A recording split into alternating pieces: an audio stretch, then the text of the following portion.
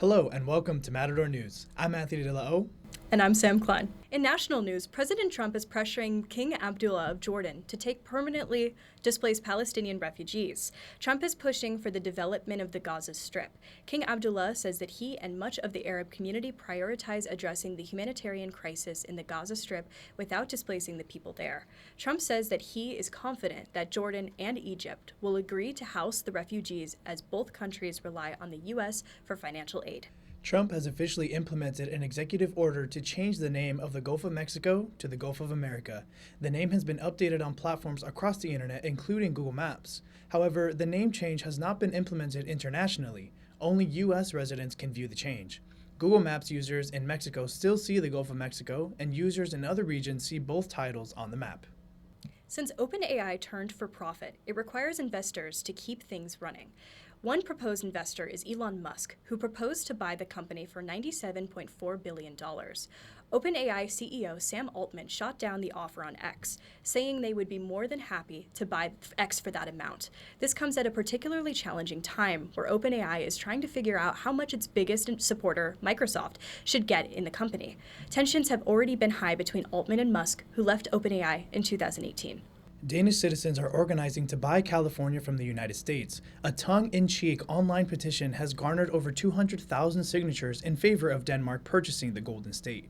The petition was made as a rebuttal to Trump's plan to acquire Greenland.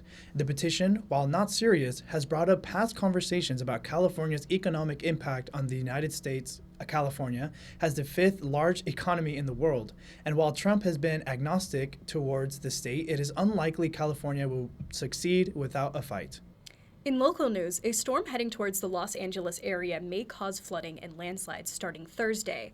1.5 to 3 inches of rain are expected to hit Ventura, Los Angeles, and Santa Barbara counties.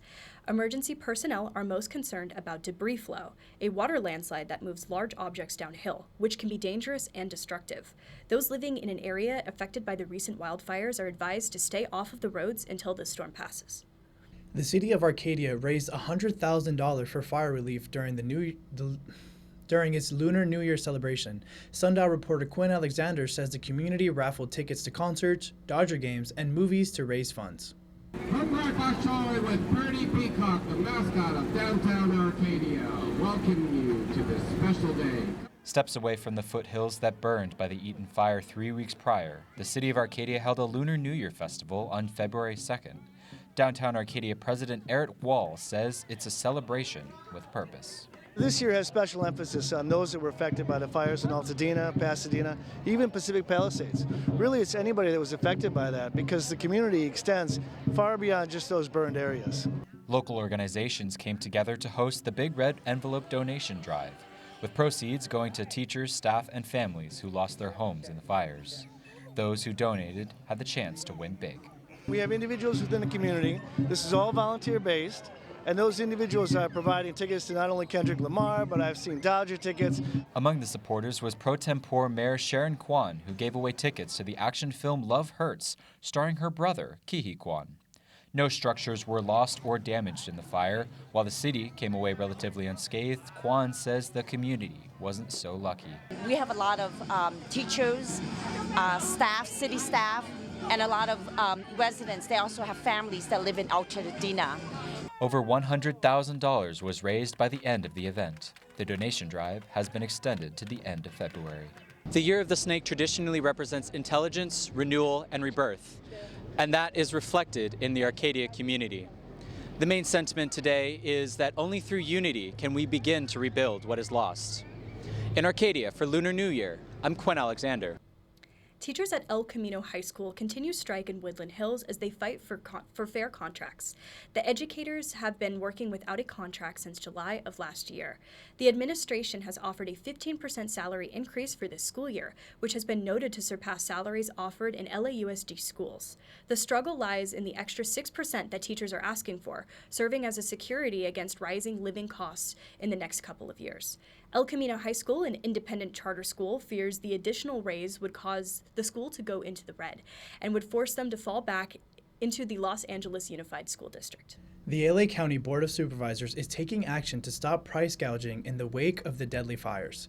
The board today approved a fine of up to $50,000 for individuals who raise prices for goods and services, including rent.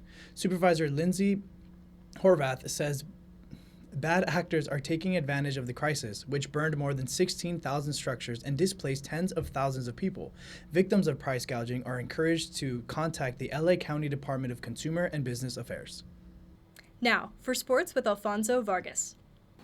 Thank you. It was a big weekend for football, but only one team can take home the Lombardi Trophy, and the Philadelphia Eagles did it in dominant fashion with a win over the defending champions Kansas City Chiefs 40-22.